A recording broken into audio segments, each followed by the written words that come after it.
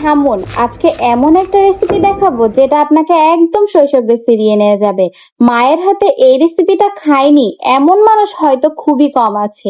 চলুন বানিয়ে ফেলি আজকে বিকালে এই গরম গরম নাস্তাটা। আর এই নাস্তাটা বানাতে খুবই কম উপকরণ লাগবে আর খেতেও সুস্বাদু। সারাদিন বৃষ্টির মধ্যে একটু ঝাল ঝাল কিছু খেতে ইচ্ছে করছিল।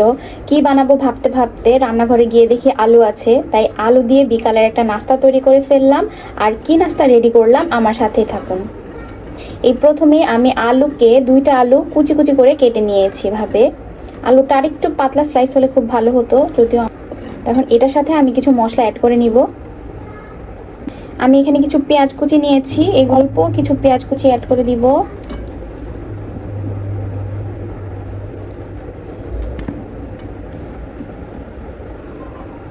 তারপর এটার সাথে অ্যাড করে দিব স্বাদ মতো লবণ।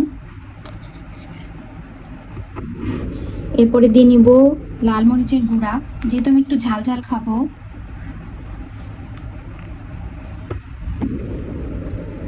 এরপরে দিয়ে নিচ্ছি কালো মরিচের গুঁড়ো। এরপরে দিয়ে নিব হলুদ।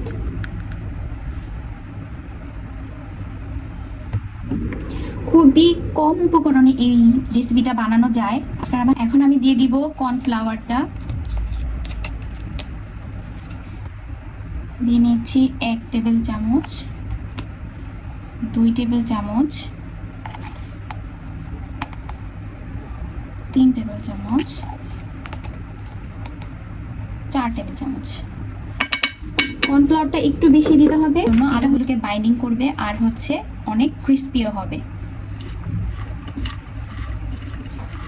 এবার এটাকে ভালোভাবে মেখে নিতে হবে। এটা মাখতে মাখতেই এটা থেকে একটু পানি বের হয়ে আসবে। এই পর্যায়ে আমি এটার সাথে অ্যাড করব ময়দা।